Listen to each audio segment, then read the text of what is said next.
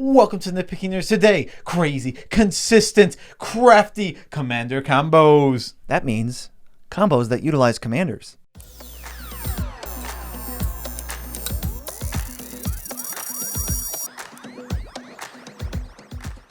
I'm your host, Joe Cherries. I'm your host, BZ, and that makes us the Nitpicking Nerds. Check us out on Discord. It's free to join. No charge. Go to Patreon.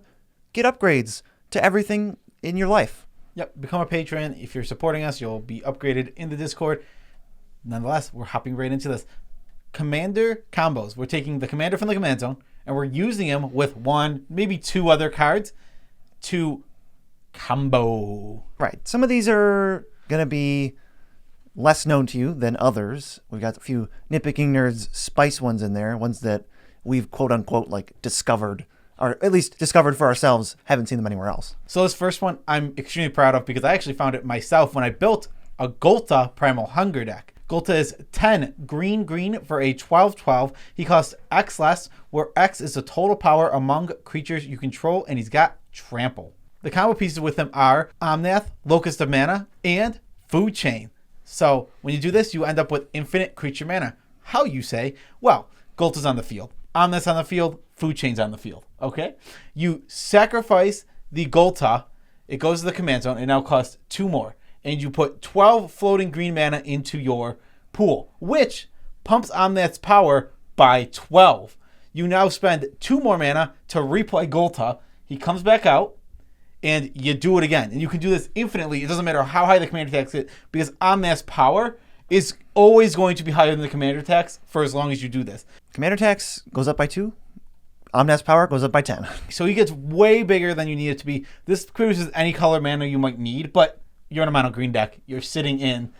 You don't have to worry about making other colors. Use this, you find a Walking Ballista, or you have something. The main way that this tends to win when I was playing is you have anything that draws off a creature. You have your Guardian Projects, you have your Beast Whispers, any version of that. You cast your Ghalta, you find your Walking Ballista, you just win. Yeah, and it's also an infinite Omnath. Yes, that's true. It is an infinite Omnath with infinite floating green mana just sitting around. I mean, in the worst case, the absolute worst case scenario, you have infinite green mana that doesn't go away. Yes. Exactly, yeah. But you're going to be able to pay this off almost every time you do it. Be careful, though. If you do this combo, but if you do this combo, then Ghalta is not going to be castable for the rest of the game if Omnath dies. Yeah, then you need like an infinite power creature to cast a Ghalta. And then it's like, well, you have an infinite power creature. Why are you casting Ghalta? Yeah, exactly. Yeah, you win. Yeah, Walking Ballista to death. This combo is awesome. What's the next one? This next one is one of the several commander-based combos. This is Teferi, Mage of Zhalfir. He's 2 blue for 3/4. He has flash. You can cast creature spells though they have flash, and opponents can't cast spells at any time other than a sorcery. So you're going to flash in Teferi, and then you're going to untap, and you're going to play the only other card you're going to need to win this game, which is Knowledge Pool. 6 mana artifact, Imprint. When it enters the battlefield, each player exiles the top 3 cards of their library. Whenever a player casts a spell from their hand, that player exiles it. If the player does, they may cast another non-land card exiled with Knowledge Pool without paying that card's mana cost. The only issue is, for them, that's not sorcery speed, and Teferi won't let them cast anything. So they can't cast spells from their hand as long as these 2 cards are in play. Yeah, so Knowledge Pool just locks other players out of the game. This is a 2-card lock. You just win because no one's going to get to play. The only way to ever stop this is if a commander can kill one of these things from the command zone, and I really can't think of too many that can even do that. Kogla? Okay, Kogla. There you go. Yeah, he actually kills both halves, which is pretty funny. Kogla doesn't care about your stupid Teferi combos. That's great. I love that I came up with one that answers both, and I can think of almost no other ones. Yeah, almost no other ones. It makes this look real silly. This combo is really cool. It's not fun. It's basically an auto concede. If you don't have anything on board that deals with it, game's over. Yeah, it's just a lock. It's a lock, and that's fine. There's nothing wrong with these things as long as opponents know to scoop. You might want to explain it to them a little better if they haven't scooped yet. Right. Sometimes people don't scoop.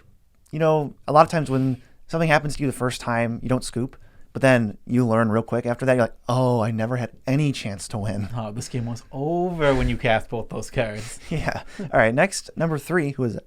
It's Ezuri, Claw of Progress. 2 green for a 3/3. Whenever another creature enters the battlefield under your control, if its power is 2 or less, you get an experience counter. At the beginning of combat on your turn, put a +1/+1 counter on target creature you control. equal to the number of experience counters you have. So, how are we going to combo with this? Well, with Sage of Hours and 5 experience counters. Sage of Hours has heroic, but no one cares. It says remove 5 +1/+1 counters from it. Take an extra turn. Well, if you got 5 experience counters every combat, he gets 5 counters at least.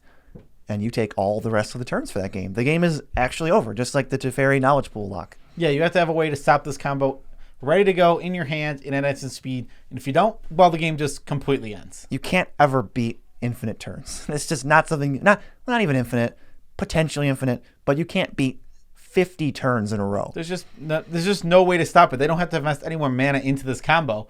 The combo sits on the battlefield. They can keep making their experience go up. They're going to eventually, in their 80 draws that they have left in the game, they're going to be able to win the game. And if they can't, well, I don't know what to tell them. I mean, if they play one more creature, they're now netting counters every turn. Mm-hmm. And that's just like attacking will win. You net 1 counter every turn and you attack 1,000 times with a 4/4, 5/5, 6/6, and then take them out. So completely silly. We mentioned that in our tune-up. We wanted to double down on it because some people didn't watch that video. Yes. Number 4, this is one that I was kind of fiddling around with. It kind of gave me the idea for a deck almost. It involves Dargo, the Shipwrecker. 6 in a red for a 7/5 with trample. As additional cost to cast this spell, you may sacrifice any number of artifacts and/or creatures. The spell costs 2 less to cast for each permanent sacrifice this way, and 2 less to cast for each other artifact or creature you sacrifice this turn. So we got Phyrexian Altar, which can sacrifice a creature for a colored mana, and Payoff, which would be Mayhem Devil. All you gotta do for this combo is have Dargo cost 1 mana, so you can sack the rest of your board, play Dargo for 1 mana, sack him to Phyrexian Altar. He will now cost 2 colorless less to cast with his own ability, and 2 more to cast because he's from the command zone, which cancels each other out. Use the red mana to play Dargo an infinite number of times, and then since you're sacrificing it to Phyrexian Altar, any payoff that cares about that will do. We listed Mayhem Devil, which just is going to ping a target every time you sacrifice something. Yeah, Mayhem Devil, Blood Artist, anything, because now commanders die. So Impact Tremors even. Yeah. Anything like that. Yeah, literally, you have infinite ETBs and infinite dies. Pay it off however you see fit. Doesn't really matter. It's really simple. I mean, everyone dies. Yeah, in these decks, it can be like a 2.5 card combo where one of them you always have because there's so many third pieces that fill in that you're almost going to have one every time. Yeah, exactly.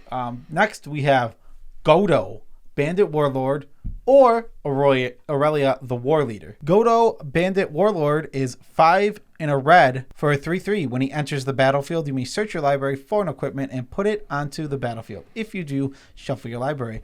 Whenever Godo attacks for the first time each turn, untap it and all samurai you control after this phase. There is an additional combat phase. Aurelia is 2 white, red for a 3/4 flying haste creature with vigilance. Whenever she attacks for the first time each turn, you untap all creatures that attack this turn, and you get an additional combat after this one. You might notice something. They both give additional combats upon their first attack. So we throw Helm of the Host on either one of these, and we have infinite combats, which will lead to infinite damage, which will lead to infinite everyone dying. The only hoop that you have to jump through that, because these are both, well, let's take Godo, he's the better one. It's like a 0-card combo. You just play Godo, and then you get Helm of the Host, and all you gotta do is attach it now. So it's kind of a 0-card combo, but it's made up for the fact that it's like so easy to disrupt. You just need to stop an artifact or a creature, and it's like a 6-drop. So if it's like in exchange for it being a 0-card dumb combo, you can stop it more easily than with like Teferi, who says you can't interact now. Yeah, exactly. It's completely, this card is so strong. Or that combo is so strong, but thank God it's disruptible, because like you said, 1 card and you just have to put, so basically if I said you can put an 11 mana win the game, it's like, dang, that's insane. Yeah, at least it's disruptible. Yeah, it's disruptible. Well, it's not even just 11 mana win the game. You can pay it in installments. Yeah, it's you can true. Split it up however you want. There's cards that cheat equips. Aurelia is cooler, I think. Yeah. Because you won't see it coming as much. She's a flyer. She can just come out and do it. She's sitting in the command zone and you see a Helm of the Host in the field. Obviously, everyone's holding up their removal. Well, that's the other thing.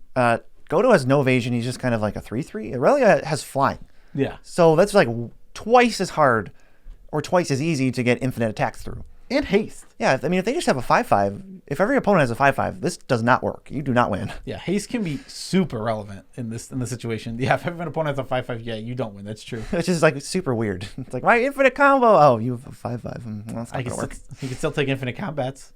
Be a jerk forever. Though you would be forced. No, they have to attack. I mean, yeah, it is infinite. You just keep sending tokens to their Oh, death. no, wait. Right? No, the token, the creatures will have damage marked on right, them. Right. So I'm saying, I thought Godo. No, you have to risk the first Godo, though, right? No, you don't have to. Oh, you just get one. Yeah, you don't have to. Jeez. All right. Well, 5/5 theory out the window. Yeah. This is still just as disruptible. It's very disruptible, but you get through any creature that's not indestructible. We worked through that in our head. Yeah. Next, we have the Gitrog monster. 3 green black for a legendary frog horror 6/6. It has Death Touch. At the beginning of your upkeep, sacrifice the Gitrog monster unless you sacrifice a land. You may play an additional land on each of your turns. Whenever one or more lands are put into your graveyard from anywhere, draw a card. The 2 cards you need to go infinite with this, you might be familiar with this if you've ever seen a Gitrog deck. Dakmor Salvage is a land that has Dredge 2, so you can replace a draw with milling the top 2 cards of your library and then putting this back into your hand. And Scourge Familiar says discard a card, add a black to your mana pool. Well, we're going to discard Dakmor Salvage. Gitrog's going to trigger. We're going to draw a card. We're going to replace it with Dredge 2, mill 2, and then Dakmor Salvage goes back into our hand. But we have a black mana. So that already is infinite. Add on that you draw a card for each land that is milled with the Dredge ability. You mill your entire deck / draw your entire deck. Some combination of mill and draw the rest of your deck.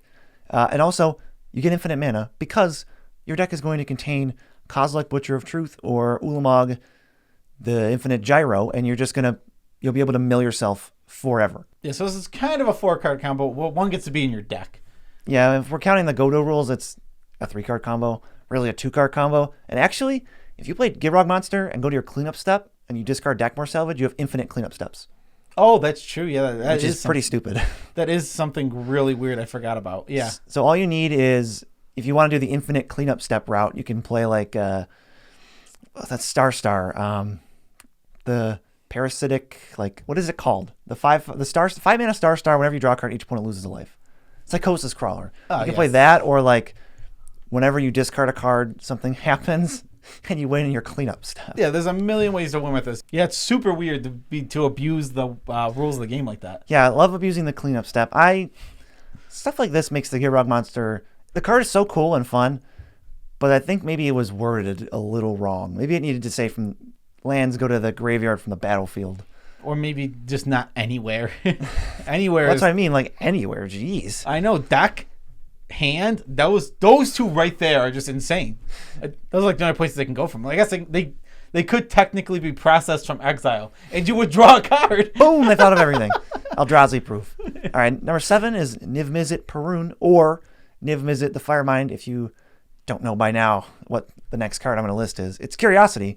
Niv-Mizzets both say, whenever you draw a card, they deal 1 damage to any target. And now Curiosity says, whenever you deal damage, whenever the enchanted creature deals damage, draw a card. It says, whenever you draw a card, deal damage. Whenever you deal damage, draw a card. And you can stop the loop whenever you want by hitting a creature instead of a player. Yes, exactly.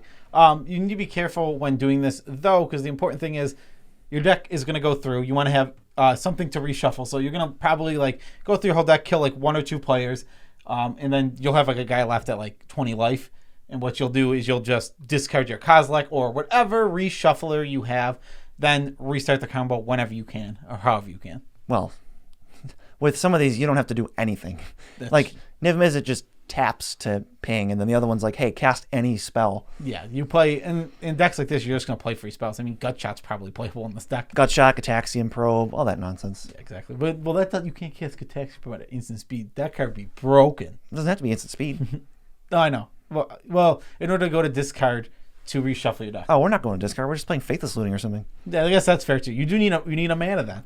This is craziness. Oh no. All right, who's next? All right, we got Mikaeus the Unhallowed, who is 3 black for a 5/5. Non-human creatures you control get +1/+1. Non-human creatures you control have Undying. He has Intimidate, and whenever a human deals combat damage to you, destroy it. Yeah. Yeah, this is everybody forgets one ability on this card every time. Yeah. So you have all those abilities. All you need here is a Triskelion. Triskelion is a 6 mana 1/1. It enters the battlefield with 3 +1/+1 counters. You remove a +1/+1 counter from it to deal 1 damage to any target. So what's the loop? So the loop here is Triskelion, use one of his pings on a player. Use the other 2 on itself, so it'll kill itself. It'll die, go to the graveyard. It did not have any counters on it when it died. Therefore, it returns to the battlefield because of Undying with an extra counter now. It actually has 4. Use 2 of those to ping itself, and 2 to ping any target you want, probably players so you can kill them. Repeat ad nauseum until everyone's dead and you're sick. And you're sick? Ad nauseum. That's what ad nauseum means. Does it? Ad nauseum means... Ad nauseum means until to do something over and over again until you get sickness. Until sickness, yeah. That's kind of funny. I wasn't really thinking about that. This is like one of the staple ones. I don't want to spend too much time on it. Had to mention it though. It's pretty nuts. They called Mike and Trike. You can use Walking Ballista, but you need a sack outlet because Walking Ballista gets +1/+1 because it's not a human. So don't forget about that part of Mikaeus, or you'll like basically lose the game because of it. Yeah, it's a really strange one. Next we have Animar, Soul of Elements. This guy is Teamer for a 1/1. Whenever you cast a creature, it gets a +1/+1 counter. Creatures you control cost 1 generic less to cast for each +1/+1 counter on Animar. He's got protection from white. He's got protection from black. Throw in an Ancestral Statue, and you got yourself a little combo here. Ancestral Statue is a 4-mana artifact creature. Doesn't matter its power toughness, but it has an ability. When it enters the battlefield, return a non-land permanent that you control to its owner's hand. So you play it, you'll return itself. You play it for free again because it's all generic mana. You'll return itself. Infinite enters, triggers, infinite leave the battlefield. If that is relevant anyway, it could be. But also an infinite Animar to cast any nonsense you see fit. It's actually realistic to be able to kill at least one person with Animar because he has protection from white and black, so they can't block with white and black creatures. So you might actually, if you have nothing else, you might actually just KO one person. Yeah, so this is just makes a huge Animar, and like if you have any X spell, it doesn't matter what it is. If you have a huge creature, yeah, you can just Walking Ballista is a great example. Walking Ballista, you just make him an infinite, then you make a half infinite ballista. You're like Hydrate Races, draw your deck for green-blue. Yeah, that's true. I do like the idea of like whatever it is, however big he is, you can make it's half as big, even if it's infinitely large. It's half of infinite, which is infinite. Kinda. No, half infinite is infinite. You have to declare a number. I know, but it's funnier when you don't. It is funnier when you don't. Animar, Ancestral Statue, they're best friends. Ancestral Statue is like, ooh, this is a hefty cost in my limited deck. Also, I'm going to go infinite and make 1,000 +1/+1 counters.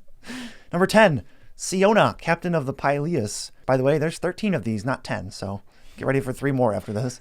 1 green-white for a 2/2. When there's a battlefield, look at the top 7 cards of your library. That's so many cards. You get an aura, goes into your hand. Whenever an aura becomes attached to a creature you control, you get a 1/1 human soldier token. Straight up 1-card combo with Shielded by Faith, which is 1 white for an enchantment, aura. So Siona can find it. Enchant a creature you control. Enchanted creature is indestructible, but whenever a creature enters the battlefield, you can attach it. So it says, whenever you attach a creature, get a creature. Whenever you get a creature, attach it. Creature, attach it. Creature, attach it. Forever. And you can stop the loop whenever you want. Yeah, exactly. So you make as many creatures as you want. You make probably 10,200,401. That is the optimal number. That is the optimal number determined by me, a scientist. Yes, there's degrees somewhere on the... Did we forget to put those up? Oh, we have them. You know what? It must be behind the Emrakul. It probably is behind the Emrakul. Do we have science degrees? Pick that number that I already forgot. I mean, just infinite tokens. You sack them. He doesn't win, but if you untap, you win. I mean, there's a million things that can pay this off so easily to win. You make infinite mana with any like sack outlet, like Ashnod's Altar, Phyrexian Altar, anyway, and then you just need to come up with one other way to pay this off. Can you figure it out? I don't know. If you have infinite mana, you can win. It's really trivial to win with infinite mana, especially since we can just mention Walking Ballista every time, even though we don't have to. Walking Ballista. So it goes in every deck, and if you have infinite mana, you can always win with Walking Ballista. You make infinite mana, then half of infinite is infinite, and you kill them. That's also science. Science. What's number 11? Number 11 is Teferi, Temporal Archmage. 4 blue for a 5 loyalty Teferi. +1, look at the top 2 cards of your library. Put one of them into your hand and the other on the bottom of your library. -1, untap up to 4 target permanents. -10, you get an emblem with. You may activate loyalty abilities of planeswalkers you control on any player's turn anytime you could cast an instant. So the next thing you need is the Chain Veil. 3 permanents, any 3 permanents that produce 5 mana. I didn't actually know how this worked until I looked it up for this video. I seriously was just living in ignorant bliss about it. I didn't know. basically, the Chain Veil can say, pay 4 mana, tap it. You can activate an extra loyalty ability of Planeswalkers this turn. And what I didn't know is that basically, and obviously Teferi, -1, untap Chain Veil, and then your 3 permanents that make 5 mana, so you're producing 1 every time. But I didn't know that the Chain Veil, every activation stacks. So how it's going to work is the first Teferi does this 5 times, and then you're going to have the mana to cast Teferi from the command zone. And then every Chain Veil activation counts for that Teferi. Mm-hmm. You can activate 5 more times. So that at that point, it's just so easy to win. You're going to make infinite mana, draw your whole deck. Yeah, exactly. That's the combo. I remember I learned that a little bit ago. Like I was so confused when I first heard about that combo. I'm like, how does this work? How does this work at all? Oh wait, it's a new object. Right. The Teferi is a new object, and therefore all of the extra activations that stacked up the 5, 6, 7, however many it is of the Chain Veil, you get that many on the new Teferi. Yeah, I didn't even know that's how the Chain Veil worked. I've probably played that wrong, because if you activate the Chain Veil and then just play a Planeswalker from your hand, you can just activate it 2 times. I didn't know that. Yes, it is very cool. You make infinite mana again. Trivial to win with infinite mana. Well, no, it's infinite mana. Draw your deck. Oh yeah, that's right. Because he draw your deck, but in the best way because it's not actually even a draw. So you can put your whole deck in your hand and then do it again just to be a jerk. Yeah, this is one of the more well-known ones. I don't know why we saved the well-known ones for last, but this. It might be well known, but it's still really strange. I just learned how it works, so if you just learned, you are literally not alone. I learned yesterday. Yes. And what's the next one? It's Prossh, Skyrider of Care, which is 3, and a Jund for 5/5. When you cast it, you make the number of 0/1s equal to the mana spent to cast it. I hate that wording, even though I like how that wording scales with commanders. I hate it. And Food Chain, which is, we just used it actually. It's exile a creature, make mana equal to the number of 1 plus its cost, and also it works with all the kobolds. So you're going to Food Chain away Prossh, Food Chain away a few kobolds, cast Prossh, and you're always going to profit kobolds and Food Chain activations, and you have infinite mana. Yeah, so you will have... For creatures. Yeah, infinite mana for creatures. You will have infinite kobolds at the end of this, and you will have Prossh who costs 10,000 from the command zone also. Who will have infinite power. Who will have infinite power. You also have infinite death triggers. Yes, I mean, it's so easy to pay off. Again, Ham Sandwiches pay this off. Mayhem Devils can do it again. Mayhem Devil coming back from the Dargo deck. I don't know. It's weird that you picked Mayhem Devils. At least it's funny to me because how much Zulaport Cutthroat sees so much more play. Well, also I was going to say I thought you were going to say it's weird because Mayhem Devil is black and Dargo's red. Oh yeah, it just doesn't even you have to partner him with a black commander. Maybe that's a little foreshadowing into a video we have coming up. I didn't even think about that. Yeah, that's true. That is really strange. But regardless, that is the video, and those are 13 awesome commander combos. Consistency. Yeah, I would say that they're more crazy consistent, crafty commander combos. Personally. Yeah. Okay. Well, those are the 5 C's. Yeah, the 5 C's. If you want to see more of these videos, we can definitely. There's plenty more commanders with combos, and the longer we go, the more obscure they get. Yeah. Next one would be, I know Gavi would be in the next one. He's got some. Gavi? Nest Warden? No, Gave. Gavi. Why is there a Gavi and a Gave? Okay, well, Wizards. Gave was here first. Gavi can get out of here. Yeah. Card's boring. That card is boring. But patrons. Yes, special shout outs to all of our patrons. We love you all as much as we can without making you uncomfortable. You guys are awesome. You're really helping this channel grow and get bigger. Our heads are swelling up faster than our wallets. We can't handle the amount of fame, and surely at some point we're going to be world famous. Yep, I think I have exactly $0 in my wallet. Okay, it's all going to me then. It's all we gotta get us on Patreon money. We're destitute. This is all. We only own this room. We're gonna have to sell our Obi-Wan action figure if you don't join Patreon. Yeah, we got that for like $2. It was so much more than $2. I feel like. Oh, it's $7. Oh, what a waste of money. Yeah, it looks awful. If you were like a collector trying to get some quality action figure material, you wasted your money on that one. Yeah, those look like butts. Well, you can also go to the link in the description where we have a TCG landing page sprawled out for you. You can navigate from that to whatever you want. You just got to start with our link and buy stuff, and we get a kickback on the order, and that helps us not be homeless. Yes, we are currently homeless. I don't even know if it's legal to say that. We're currently homeless. Disclaimer, guy, save me. Disclaimer, guy here. The Nitpicking nerds are not homeless. I repeat, they have homes. Oh, so much better. We haven't heard from him in a while. Where has he been? I don't know. I don't know either. I don't keep track of him. I don't. Yeah, I'm not his mom. I don't know where he's been. He's his own man. Quit asking me. He can do his own thing. All right. We should really create a Twitter account for him. Disclaimer, guys. Twitter account is. I don't know. Is that legal to use that guy's picture? Oh, maybe he can run our Instagram or something. It's probably illegal on Twitter, but legal on Instagram. That sounds about right. All right, we're done. We're done here. No, need a tidbit about our life. Oh no, tidbit about our life. We're trying to draft today, or we're gonna go play some Commander. We're definitely gonna play Commander, either draft or not. We'll see how it goes. But That was real short. Yep. Peace out, Tribes. Go.